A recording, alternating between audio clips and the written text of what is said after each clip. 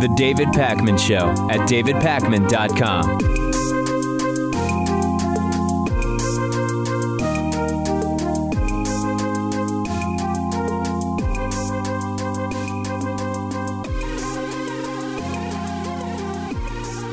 So some of the big news yesterday was that Donald Trump announced new federal policy towards transgender service members via no other platform than Twitter, saying that all transgender people will be banned from serving in the American military, all branches in all capacities. Donald Trump, just to catch you up in case you missed it yesterday, announcing via Twitter that, quote, after consultation with my generals and military experts, please be advised that the United States government will not accept or allow transgender individuals to serve in any capacity in the U.S. military. Our military must be focused on decisive and overwhelming victory and cannot be burdened with the tremendous medical costs and disruption that transgender in the military would entail. Thank you, at least politely wrapping it up with a sign of thanks. Our questions were, did the Pentagon know that this was coming? Number two, did the Pentagon agree with this policy? Were Republicans in the House and Senate consulted? Did they support this? We have now heard from the Republicans in the House and Senate who were involved in the discussion about this with Trump. They didn't want this. They didn't ask for this. They wanted the Pentagon to maybe not have to pay for the medical costs associated with gender confirmation, period. They didn't want an outright ban, or so they say anyway, with one exception at least. Congresswoman Vicky Hartzler was involved with some others in lobbying for an amendment on the defense authorization bill to ban the Pentagon from paying for what Congresswoman Hartzler was calling transition surgeries as well as hormone therapy. And it appears that House Republican leaders didn't even know that the outright ban of all transgender service members was even on the table. They thought, oh, we're having a conversation about will taxpayer money be used for medical treatments?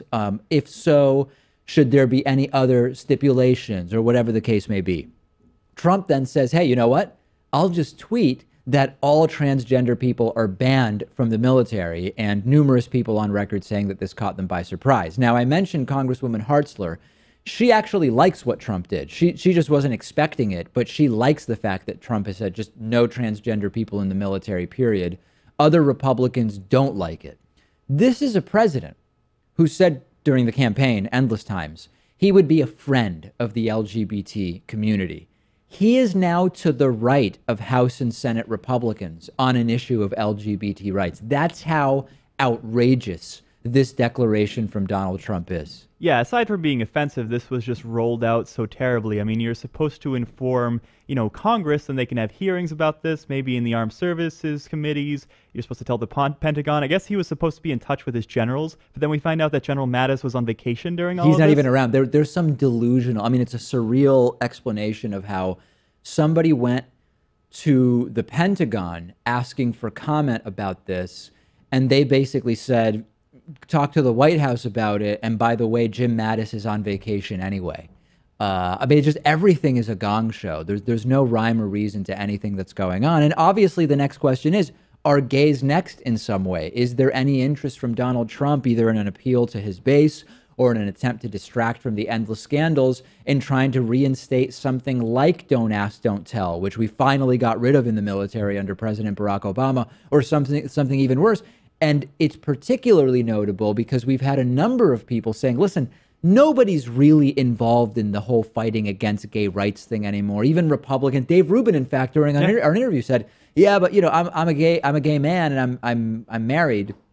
But, it's like that's not even really an issue for me politically, because seems like it's settled in the courts that gays are allowed to marry. There's just nothing else to talk about. Yeah. And then literally the next day, Donald Trump says, hey, yeah, transgender, you're blocked from the military. And still, for me, the biggest missing piece from this, Pat, still no explanation as to what happens to current members of the military who are transgender. I saw a retired general on CNN yesterday say, well, you would probably dishonor or honorably discharge these individuals. Fine. How do you find them? How do you find these individuals, especially when they may have already entered the military, as I presume most of them have? already with the gender identity that they feel is appropriate for them, are you going to do a genitalia check? And I do want to issue one correction, which is yesterday I mentioned that transgender individuals are less likely to be in the military than the general population due to self-selection. The data we have suggests that's true in the sense that we estimate 0.6% of the population is transgender, whereas only 0.2% of the military population is transgender. But a few people emailed me, they said, David, actually, the transgender community, members of the transgender community are more likely to serve in the military than the general population. So I may have misspoken about that. Sure, but it does seem like a relatively small sample size, so it's hard to say for sure. Yeah. This is entirely insane. I mean, the reasons Trump cites is because, it would save money for the Pentagon's budget. This Almost is supposed nothing. to cost $5 to $8 million, which is peanuts. 0.03%. I mean, it was just some tiny fraction of the medical military budget, never mind the total budget. And then the other thing is, like, we need to decisively win wars, which is like, how do 2,450, as estimated by the Rand Corporation, transgender service members, how is that going to impact our ability to decisively win wars? And by the way, if you're interested, there is actually a transgender member of the Navy who has done sort of a de facto Ask Me Anything on the David Pakman Show Reddit discussion forum. I think you might have seen a little bit about that. More about that later? More about that later, yes, indeed. Okay, it's now clear that Donald Trump really wants his Attorney General Jeff Sessions to resign. He again took to Twitter to slam his own cabinet member. This would have been unheard of under past presidents, and it's only getting some attention right now because absurdity has been completely normalized. Yesterday, Donald Trump going back to Twitter, where he said, "Why didn't AG Sessions replace acting FBI Director Andrew McCabe, a Comey friend who was in charge of Clinton investigation, but got big dollars, $700,000, for his wife's political run from Hillary Clinton and her representatives? Drain the swamp." So what's he talking about? The implication from Trump here is acting FBI Director Andrew McCabe, who replaced James Comey, is friendly with Comey and is friendly with Hillary and is thus biased. And you might be saying, wait a second, I thought the problem was with Robert Mueller. Robert Mueller was the problem for Trump right now. Well, yeah, it's Mueller, and it's also McCabe, and increasingly it's also Sessions, because Trump is paranoid. He's truly paranoid. And if you were this paranoid, there's a chance you might have done something wrong. The discussion of recess appointments for a replacement for Jeff Sessions have been happening. That might be why Donald Trump is putting pressure now on Jeff Sessions to resign. I've said I hope Sessions doesn't resign. I hope he forces Trump to fire him if he wants him out. And we now have reports that Trump has been discussing with confidants and advisors over the last few days, how would I put in an attorney general during the August recess that the House and Senate will be on, in order to circumvent some kind of confirmation hearings. And Trump, this is actually, I guess, a sign that there's some common sense in the White House. Trump has been warned, I'd wait for Sessions to resign. I wouldn't fire him because there will be major political consequences. Yeah, it does seem like it would have to be a recess appointment, especially because you have Chuck Grassley, who's the chairman of the Judiciary Committee and a Republican in the Senate, says that we're booked out for the rest of the year. Now, obviously, I think he could find the time, but he just has a loyalty to Jeff Sessions because Sessions served alongside him in the Senate for 20 years. Absolutely. And when asked Wednesday about the president's discussions of this recess appointment, the White House put out a one-sentence denial from Donald Trump. Quote, "More fake news from the Amazon Washington Post." They're not even trying to sound remotely dignified at this point. And the only practical question I want to talk about with you is, can the Senate circumvent Trump using the recess appointment, or I guess it would be prevent Trump from using a recess appointment? And it's true that they could, using what's called a pro forma session, which is a way to prevent a formal adjournment of the Senate. Senate Republicans or Democrats would be able to do this.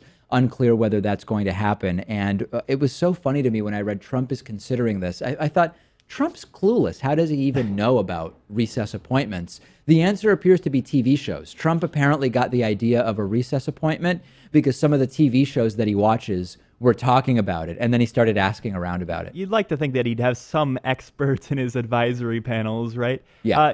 The question is, though, why is this happening now? Because Jeff Sessions recused himself from the Trump-Russia scandal back in March. It just seems as if some information is coming out. He could tell that Robert Mueller is going to find something on him, and this is just going to come to a head. He seems to have gone bonkers, like even more than normal, when it turned out that Robert Mueller was starting to dig into as part of the Russia investigation, more generally look into Trump's business dealings. And that seems to have set Trump off, which is also interesting because remember, we never saw his tax returns. That area, something related to either money laundering or business deals, that seems to be what Trump is really worried about. You would think the right would be totally against everything that's going on because this entire maneuver, right, trying to obstruct investigations, looking at a recess appointment to replace Jeff Sessions. This is all the kind of executive branch autocracy that the right claims to oppose. The strategic firings and hirings meant to influence supposedly independent investigations, executive orders, which were bad under Obama. Now the executive orders are apparently fine, and now looking at a recess appointment. So I'd love to hear from some of these constitutional conservatives, the ones that have not been ideologically completely bamboozled by Donald Trump. Send me your thoughts about this. I'm on Twitter at @DPakman. You can follow the show on Twitter at David Pakman Show. The David Pakman Show at davidpakman.com.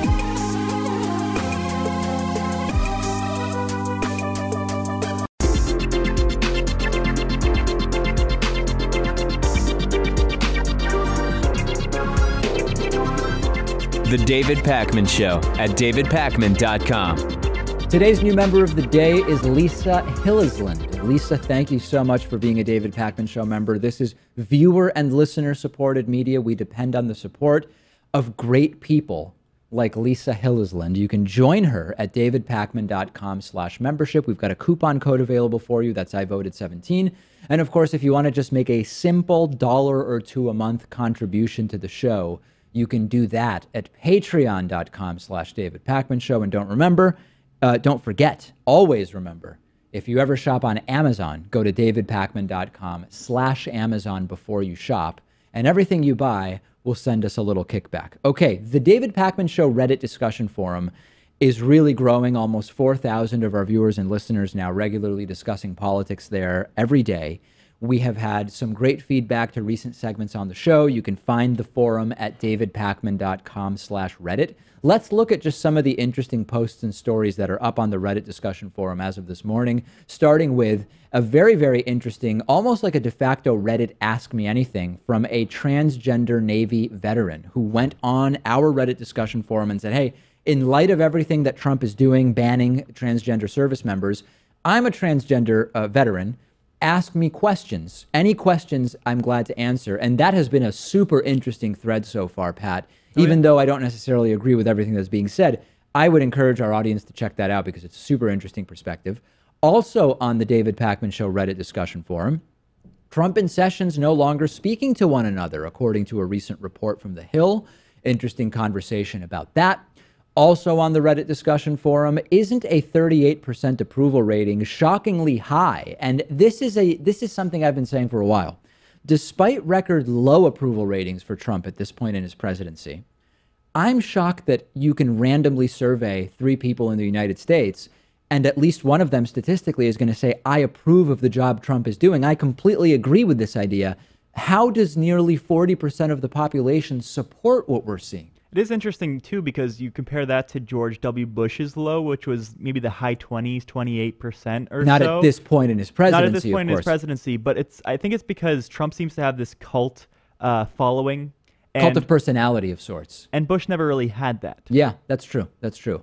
And also many discussions on the Reddit discussion forum about the Dave Rubin interview. Dave Rubin interview was great, says one viewer, and many, many discussions related to that. Another Reddit goer saying David Rubin is a straight up libertarian. And that was not a rare reaction, Pat. Many people saying, yeah, he really struck me more as a straight up libertarian than as a classical liberal. And, you know, at this point, political definitions are sort of a hazy thing anyway. People have been trying to tell Dave Rubin he's a libertarian for a long time. And I mean, the differences, though, between libertarianism and classical liberalism are kind of in the weeds. It's not too big of a difference. Yeah, no, I totally agree with that. On a lot of issues, that's absolutely the case. So anyway, join the discussion at davidpakman.com/Reddit. Pat frequents the Reddit. I frequent the Reddit. A lot of interesting stuff. People curious. We didn't even get to this, but people curious on the Reddit. They want pictures of your cold brew coffee brewing setup. People very curious about that and everything that's happening at Pat's place, which is increasingly alarming to some people. I can't tell you everything that goes on there. No, I know. But anyway, join the discussion there. The shift has been completed from there was no collusion to collusion wouldn't be illegal to everybody colludes. This is no big deal. And a really good question now is, would the collusion be against the law or not? And the answer is, well, you actually have to dig into the details. Collusion is sort of like a catch-all for many possible crimes as well as some non-criminal activities. So we can't even really say, would collusion be legal or illegal? It really matters specifically what laws we're looking at, what laws might have been broken. It's a pretty damn long list of them. Related to the Trump Tower meeting with that Russian lawyer, ostensibly to get dirt on Hillary Clinton, we have the prohibition on contributions, donations, expenditures, independent expenditures, and disbursements by foreign nationals. That's foreign nationals. That's 52 U.S. Code 3121 and 36 U.S. Code 510. And if you merely solicit something of value from a foreign national, regardless of whether you get it, that may be a violation of the law. And as we know, it's in writing.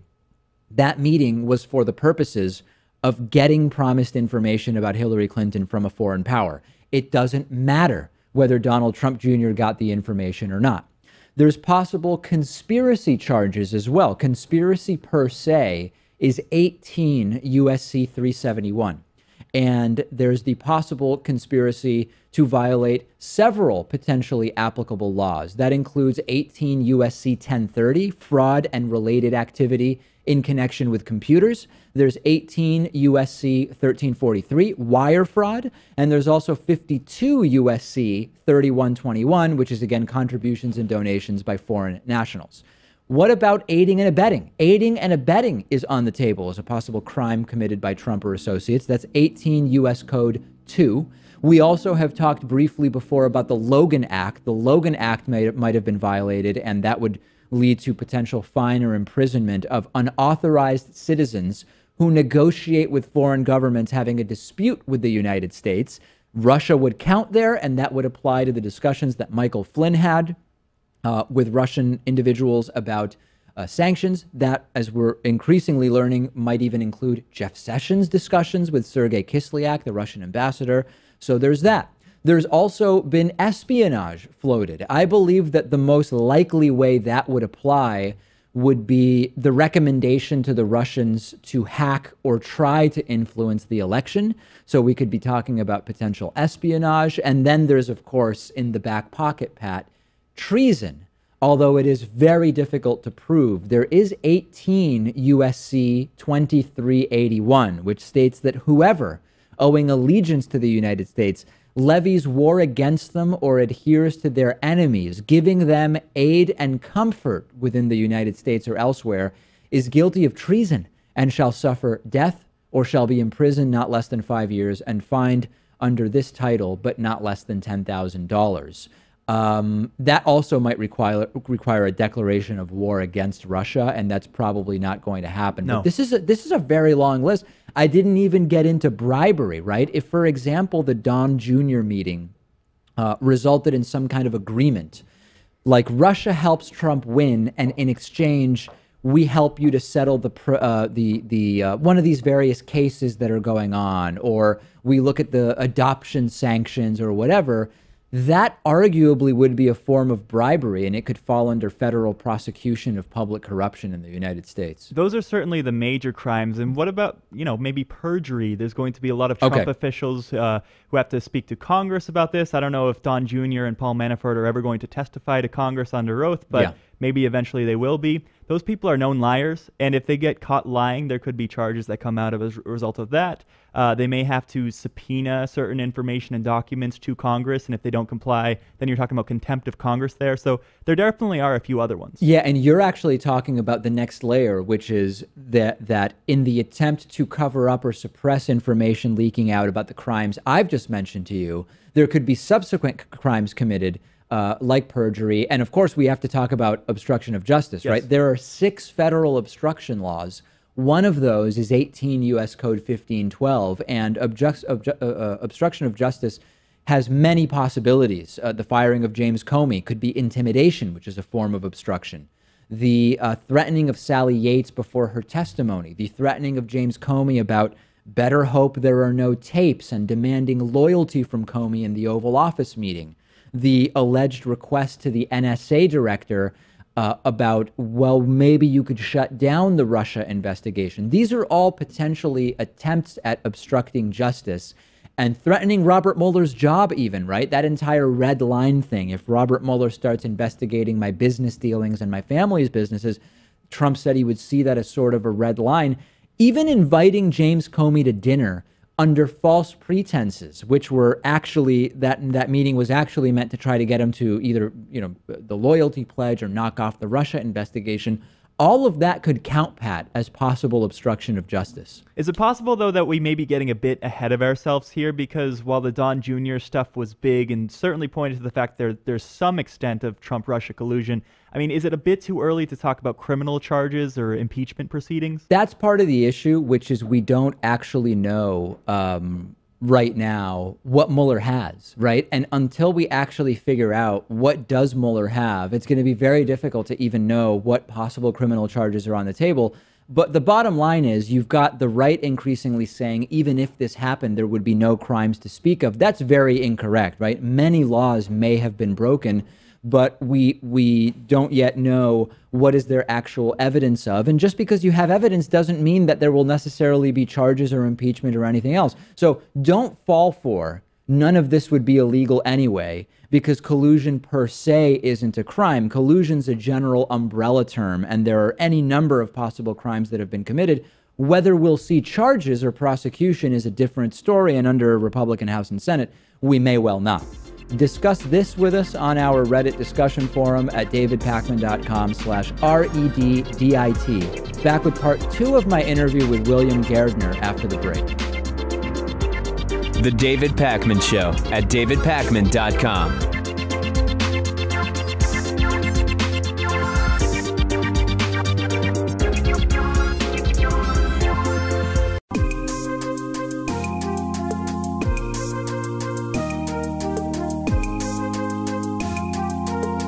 Welcome back to the David Pakman Show.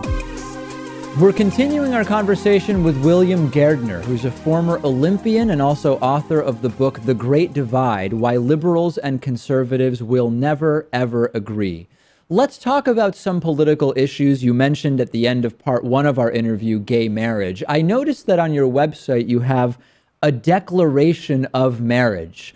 Talk to us a little bit about that. You talk about marriage as being defined as one man and one woman, etc. You, as you mentioned, have believed for some time that there would ultimately be legal gay marriage in Canada and presumably in some other countries as well. What's your view on gay marriage? Is it something that you're behind or you're against?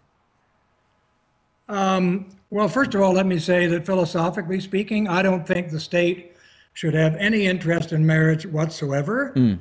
That's a private affair between citizens, except for one thing, which happens to be so important, it trumps everything else. And that is that heterosexual marriage provides the state with citizens so that it continue to exist. And that's why, the only reason I can think of why the state should be involved in marriage at all. They shouldn't be involved because people love each other. That has nothing to do with it, because people fall out of love. Lots of people who say, I have a right to marry because I love so-and-so. What do they say later when they divorce, when they say, I hate them? So love has nothing to do with it. And I've always felt that in the West, and I argue this in some of my writings, that marriage, traditionally speaking, is like a four-legged chair. We've always said number, gender, age, and incest. We're saying you can only marry one person at a time. We don't want polygamy. Most people still agree with that. It should be someone of the opposite sex because two men and two women cannot procreate with each other. Okay, but let's. There's just. I want to slow it down at just a hair because there's a lot here. I don't want to skip over something that might be relevant. You made an interesting point, which is the interest of the state in heterosexual marriage over homosexual marriage would be that because heterosexual couples are able to procreate, that creates more people, which presumably allows for. Hold on a second. If I'm stating it incorrectly, I'll allow you to correct it. But my understanding would be the state would prefer heterosexual marriages because they lead to more people through procreation, which does what? Increases the tax-paying population or provides people for maybe being in a military. What would be good about that for the state? Well, I just explained it to you. In Canada, for example, we are not replacing ourselves naturally. We're doing it through immigration.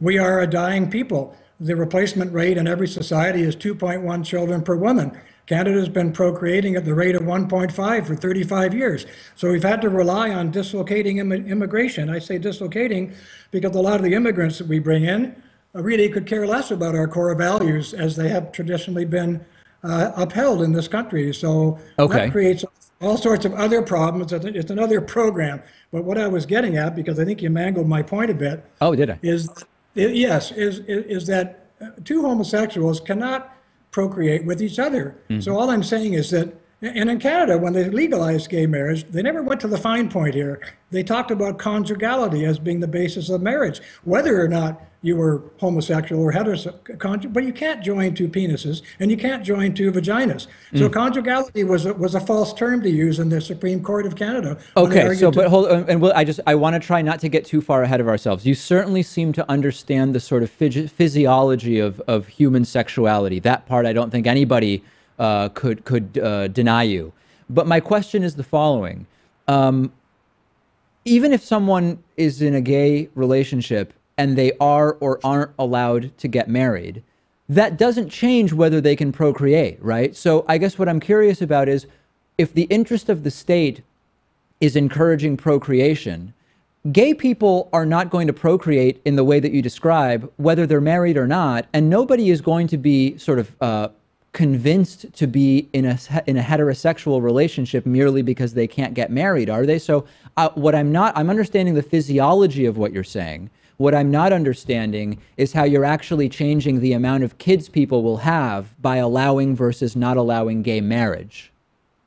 First of all, before your listeners get the wrong idea, I want to say that this is one of 14 topics in my book. No, I agree. But since you're saying things that don't make sense to me, I want to explore them. I'm happy to explore them, but I just don't want your readers to get the wrong idea. The book's not about that. It's one of the topics. Sure. And in that chapter, which one of your American reviewers, I can't remember who down there, said they were ferocious arguments. What he meant was, even if you don't like the arguments, deal with them, buddy, because these are darn good arguments which we haven't seen before. Well, but hold on a second, William. Hold on a second. Just saying that your argument is good in response to my specific question is not really an argument. My specific question is, if you're arguing that the one reason you have for opposing state-sanctioned gay marriage is the state has an interest in furthering heterosexual procreation, my specific question was, heterosexual couples can procreate whether they're in or outside of a marriage, and gay couples, while they can adopt, and now increasingly there are other medical options available, in the way you're talking about, a gay couple is not going to procreate whether or not they are able to get married. So how is that argument a strong one that you made? Well, you cut me off before I finished what I was telling you about number, gender, age, and incest, because we also say you can't marry someone below a certain age and you shouldn't marry a close relative. Okay. That's the four-legged chair I was talking about. Now I'm getting to your policy question, because what I saw when I wrote the Declaration on Marriage, which your listeners can find on my website, was that one leg of the chair has been taken off, both in America and Canada and almost all the other Western democracies, but not all of them. And so I was concerned about, what does this mean? What is a policy supporting marriage for anyway? Well, policy is like a shotgun. It's not like a rifle. You know, you put the policy out and you hope to attract millions of people to the policy of marrying someone of the opposite sex so that you can have more citizens. We know that if you put a lot of boys and girls together, you're going to have a lot of babies. That's the state's interest. And they have, to me, they should not be bonusing or privileging other forms of relationship. I'm enough of a libertarian to say, if you want to live with whoever you want, go ahead. It's not really my business. But William, how is allowing gay marriage, bonusing some other alternative? Isn't it just allowing the exact same thing that a heterosexual couple is allowed? It's not a bonus, it's equality. I'm saying, that's why I said the state has no business in marriage except for the prospect of producing more citizens, and gay people cannot produce citizens with each other. Therefore, they shouldn't be bonused, so to speak, or rewarded by the state for getting married. Let them get married civilly if they want, or go to a church of their choice. That's what state marriage is, civil marriage, isn't it? I don't understand the distinction. But I don't think governments should be. I mean, there's hundreds of laws that are tied up with this whole argument about bonusing heterosexuals for getting married. Like, I don't think we should be giving medals for courage and bravery in battle to non-soldiers. I don't think we should be giving senior citizens benefits to adolescents. Okay. And I don't think we should be giving marital benefits to anybody except people who marry someone of the opposite sex. Look, it's an argument. Yeah. You have to deal with the argument, and you're not. Well, I'm dealing with it. No, I think you don't like how I'm dealing with it, but I'm certainly dealing with it in a pretty direct way. Let's just, because I know this is one of many issues that you've talked about, let's at least dip into one other area that you've spoken and written about that I find very interesting. Not long ago, the Canadian Prime Minister Justin Trudeau sent out a tweet about embracing differences and diversity. And you responded that nations have a core culture. Can you talk about that a little bit? Yeah, I think, for example, the core culture in Canada, and Americans share a lot of this, has been liberal democracy. It's been a focus on individual independence and self-reliance. In Canada's case, with the exception of the French minority here, which managed to negotiate adequate rights in Canada's original constitution in 1867. The Judeo-Christian format of our moral culture, all these things are what I call deep culture. And I think people who promote multiculturalism, and I have dear friends who do this with whom I'm arguing all the time, I say, look, you have to distinguish between skin deep culture and deep culture. Skin deep culture is, Japanese food, Italian cars, French movies, or whatever it is you like. We all like that kind of stuff, and we all want a certain amount of it to make life interesting. Okay. But deep culture is another matter. And I've always felt that when it comes to things like immigration, we should be trying to attract people who at least have a high respect for the deep culture or the core culture of the country, which is undeniable. It's what our soldiers went to war and fought for, over and over again, and yours too. I thought our soldiers went to war for other things, but let's not rehash American history now. I guess my specific question on this idea of core culture, and since immigration is part of it, and what's skin deep or deep culture, is there a racial component to what core cultural aspects are compatible? Look, my dad went to Europe to fight National Socialism, Nazism, and you would be shocked to know how many of the things that Hitler was promoting as National Socialism that you down there and we up here are doing today. Okay, but that wasn't my question, William. That's okay. That was my answer. Okay, let me try once more. Is race a factor in evaluating who can be a successful part of what you call the core culture of Canada or the U.S.? No, it doesn't have to be at all. It doesn't have to be, but effectively, is it, do you believe? Well, it may be that people of certain races are coming from certain cultural origins and don't share ours and don't want to share them. If that becomes an issue, it's an issue. It's not my issue. And what should the policy be around immigration? In other words, how do you create an immigration policy around that idea? Well, let me give you an example. I say that Canada, for example, and America is the same, has always been multi-ethnic, but it's never before been multicultural. And this whole business of multiculturalism was brought about in Canada because of the threat of separation by the people of Quebec. The separatist Québécois Party was trying to separate from Canada, and the Canadian government said, you know, we got to dilute all this. We got to dilute the French demands and the French influence in Canada. And we can do that with a multicultural policy. We'll say that diversity is beautiful, et cetera, et cetera. And there's no question, as I said, from a skin deep culture point of view, it is beautiful. But yeah, so like you like Chinese food, but that's not the same as wanting a particular immigration policy. No, it's not the same as having, for example, a board of governors on your school or counselors at your local municipality who decide to put a Taoist or a Chinese temple in a vacant piece of land instead of, say, a Christian church, which had always been there. They're tearing it down and they're putting up a mosque or a well, Christian hold on, church. wait, but hold on a second, William. You first said putting a Taoist temple where there's nothing, but then you said ripping down the Christian church that was already there. Those are two very different situations, aren't they? They are, but either one, I think, would be a kind of a diminution of the core culture of the country. So it's religious. So although race may be a factor, you're saying that really religion is where the incompatibilities may be. Well, I think that what I call deep culture is made up of ethnicity, religion, language, literature, music. I mean, the whole stick. Mm-hmm. And I think the multicultural policy, as sweet sounding as it is a contradiction in terms. There's no such thing as a multiculture. And I'm much more interested in university than diversity. Although we all know that a certain amount of diversity is interesting in our society. Everybody likes that.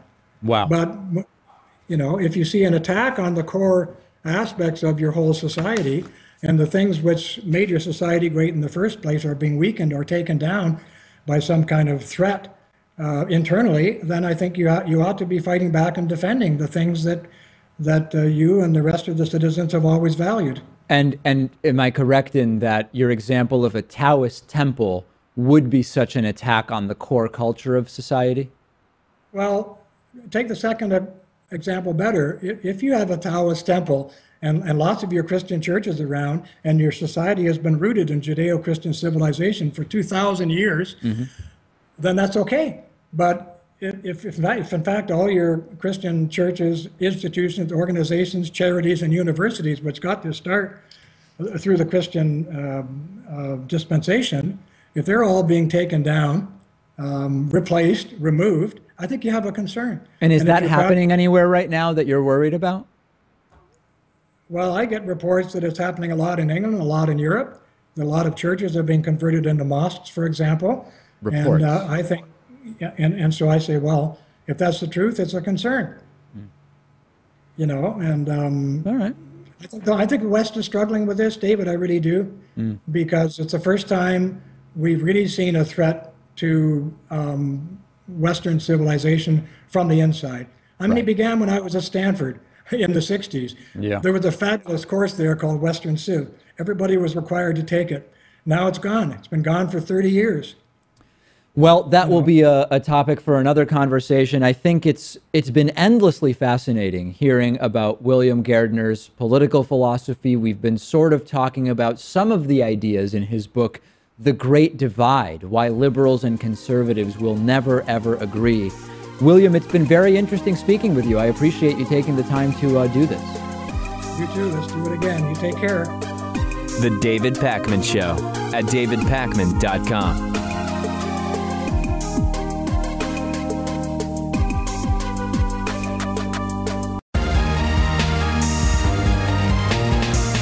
The David Pakman Show at davidpakman.com.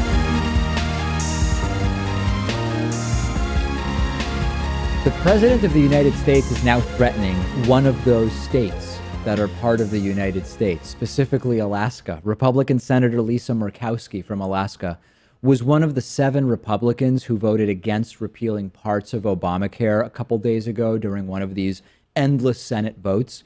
Trump didn't like it. He took to Twitter and said Senator Lisa Murkowski of the great state of Alaska really let the Republicans and our country down yesterday.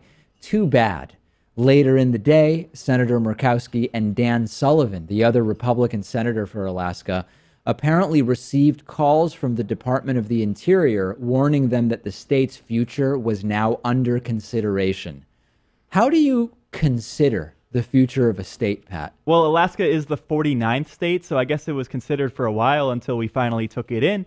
Trump attacking individual members of the U.S. Senate who are Republicans is pretty crazy, though, especially when a lot of them come from these pink states where Democrats could easily be elected and take over their seats. And I think leadership understands that sometimes their own members have to defect for the greater good of keep securing their spots. Yeah, when you start, like Trump sees it as, if you do what I want, you're great, and if you don't, you're the worst person in the world. But you might actually still need Lisa Murkowski's support or the support of Alaska or whatever for other stuff that you want to do. And this just makes absolutely no sense. And the messages came directly from the Interior Secretary. I'm not going to go into the details, but I fear that the strong economic growth, pro-energy, pro-mining, pro-jobs, and personnel from Alaska who are part of those policies are going to stop. A state is being threatened. It's sort of like, if you don't screw your residents by voting against Obamacare, we'll screw them anyway by doing things that will hurt Alaska as a whole. I don't even get what this means. Like, would Trump consider giving Alaska to Putin as maybe collateral for one of those loans that Trump owes to Russian oligarchs? This is what the mob does, right? Nice little state you got here. Would really be a shame if something were to happen to it. I think maybe the Interior Secretary is taking a look at what's happening to Jeff Sessions over at Justice. Yeah. And deciding, hey, I got to stick by Trump here because otherwise he'll get rid of me. And just to tell you how wacky this is, remember Congressman Dana Rohrabacher? He's one of the Republican congressmen considered sort of most Russia connected. He's the one that Kevin McCarthy said in that leaked conversation with other Republicans last year. There's two people I think Putin pays, Dana Rohrabacher and Donald Trump. He actually once tweeted, I know it sounds crazy when I say, what about giving Alaska back to Russia? Rohrabacher once tweeted he'd be fine with Alaskans deciding to go back to Russia or go to Russia. On April 2nd of 2014, he was responding to another Twitter user, and he said, if majority of people legally residing in Alaska want to be part of Russia, then it's okay with me. What is happening? I mean, this doesn't make any sense, and there's absolutely no respect for the institution of the U.S. government, the importance of checks and balances whatsoever. And is the Washington Post going to report tomorrow? Trump has been quietly asking advisors whether he could give a state away. Yeah, I mean, I think we suspected that a lot could fall apart if Obamacare was repealed, but certainly not the sovereignty of our country and individual states seceding from the Union. Let me play one of these apologists. Why shouldn't we give states to Russia? I mean, what's wrong with being friendly with Russia anyway? Shouldn't we want to be friends with all nations? I mean, Hillary Clinton would have started a war with Russia, and Trump's being really friendly, and maybe he'll offer up a state or two. I don't know why we should be against that. Let's talk about Anthony Scaramucci. It's really, really bad for brand new White House Communications Director Anthony Scaramucci. To catch you up, Sean Spicer resigned over the hiring of this guy. He had a huge history of anti-Trump tweets, and people found them. So Scaramucci went on his Twitter account and started deleting them in a panic, as if you can't just find deleted tweets on the internet. And they're gone forever. It's like Trump thinks you fire someone and no problems can come from that. Scaramucci thinks I'll just delete tweets. It's like they never happened. And then he gave a totally unintelligible explanation as to why he was deleting the tweets. Then he went on TV just hours after being hired, outed Donald Trump as his source on some Russian hacking assertions. And we later found out that Trump's source on that same talking point was actually Vladimir Putin. So within hours of being hired, the director of White House communications goes on national corporate media and parrots Kremlin talking points. And now Scaramucci has put out a truly bizarre tweet and then deleted it, apparently realizing it wasn't a good idea. He tweeted last night that he was going to get in touch with federal officials because of what he called a felonious leak of his financial disclosure, tweeting, in light of the leak of my financial disclosure info, which is a felony, I will be contacting the FBI and the Justice Department. #swamp. And he tagged Reince Priebus there. That's part of it, okay? Then he deleted the tweet. So a lot to discuss here. First of all, what was he referring to?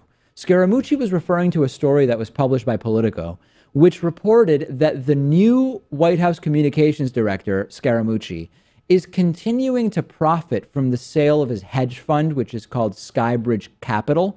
Now, was there a leak? The forms that Politico references are publicly available, according to Politico. Number two, and this is where it really starts to get completely bizarro world, Scaramucci is accusing White House Chief of Staff Reince Priebus of something, since he included Priebus in that tweet. And what he's accusing him of seems to be that Priebus himself might be the leaker at the White House. Scaramucci has been trying to take this tough attitude on leakers, actually saying something like, if I have to fire everyone in our department other than myself and the new White House press secretary, Sarah Huckabee Sanders, to stop the leaks, I will do that. That's what it very clearly seemed that Scaramucci was doing by including Reince Priebus in these tweets. But he went on CNN this morning and I guess kind of said that's not what he was doing. But then he basically dared Reince Priebus to deny being the leaker. It's all very weird. Take a listen to this. I don't like the activity that's going on in the White House. I don't like what they're doing to my friend. I don't like what they're doing to the President of the United States or their fellow colleagues in the West Wing. Now, if you want to talk about the Chief of Staff, we have had odds. We have had differences. When I said we were brothers from the podium, that's because we're rough on each other. Some brothers are like Cain and Abel. Other brothers can fight with each other and get along. I don't know if this is repairable or not. That will be up to the President. But he's the Chief of Staff. He's responsible for understanding and uncovering and helping me do that inside the White House, which is why I put that tweet out last night. Yeah. When the journalists who actually know who the leakers are, like Ryan Lizard, they know the leakers. Jonathan Swain at Axio, these guys know who the leakers are. I respect them for not telling me because I understand and respect journalistic integrity. However, when I put out a tweet and I put Reince's name in the tweet, they're all making the assumption that it's him because journalists know who the leakers are. So if Reince wants to explain that he's not a leaker, let him do that. So basically he's saying, yeah, I mean, even if I'm not saying Reince is the leaker, if people are saying that that's what I'm saying, it might be because they know who it is and can infer that I'm saying that that's who it is because independently they know that's who it is. I mean, it's a crazy logic. But then New Yorker reporter Ryan Lizza, who was mentioned there by Scaramucci, investigated and confirmed that, yes, Scaramucci does want Reince Priebus investigated, tweeting, in case there's any ambiguity in his tweet, I can confirm that Scaramucci wants the FBI to investigate Reince for leaking. This is big trouble, right? I don't know if this is repairable. It's up to the president, blah, blah, blah. Scaramucci's in, Spicer is out, is Priebus maybe out? And you've been saying for a while, Pat, that you believe Reince Priebus is one of the top names on the chopping block here to go next. It's possible. I mean, when you talk about Scaramucci versus Priebus, I don't think Trump has any loyalty to either one because, you know, obviously the White House is in chaos right now with all the scandals, with all the leaks. And who do you blame for that? Most likely your Chief of Staff, which Reince Priebus is. And then Scaramucci, months or years ago, said that Trump was a hack politician. Yeah, we had that clip earlier. How can he be loyal to either one of those guys? Trump may not even really understand how these problems grow because his lack of understanding as to how to make problems go away suggests to me he probably doesn't even really understand how problems like these develop. And this is absurd public infighting. It's now between the Trump White House Director of Communications and the Chief of Staff. You've got public tension between the president and the Attorney General, between the president and the acting FBI director, between the president and the special prosecutor. Like March Madness. Who's going to win? It's like we need a bracket, really, to figure this out. And our new poll at davidpakman.com asks exactly that question, which is, who do you believe will go next, either through resignation or firing from the Trump administration? You can vote at davidpakman.com. And then next week, we'll have the results. Now, we may also have an answer by next week. Like by the time we even tell you the results, somebody may have already been fired or resigned, but we will see.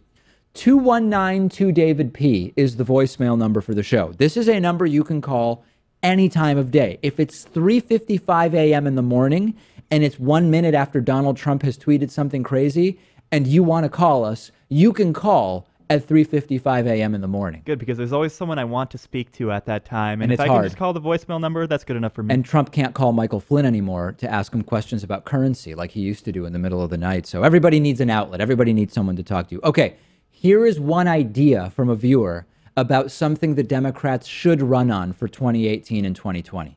Hi, David. I just wanted to say one of the greatest platforms that the Democratic Party could do is in 2020 campaign and 2018 campaign, the presidential nominee needs to explain who the U.S. Attorney General is going to be and how we're going to go after the bankers.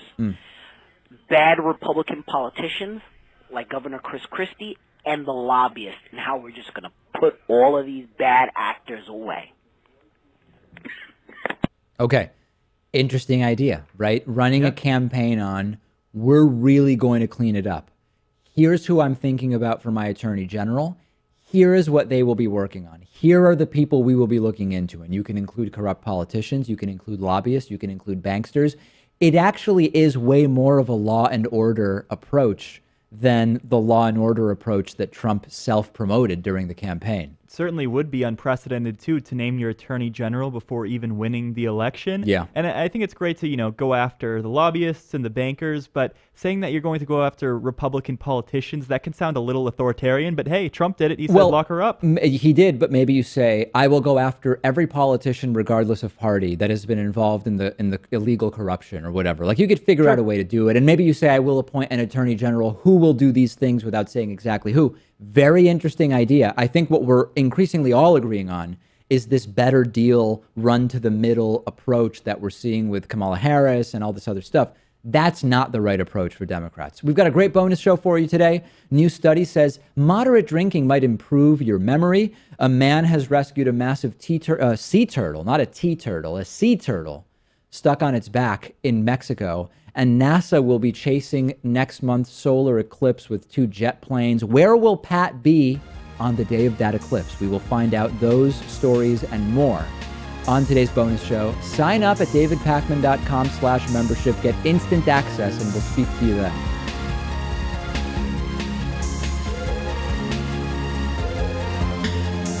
The David Pakman Show at davidpakman.com.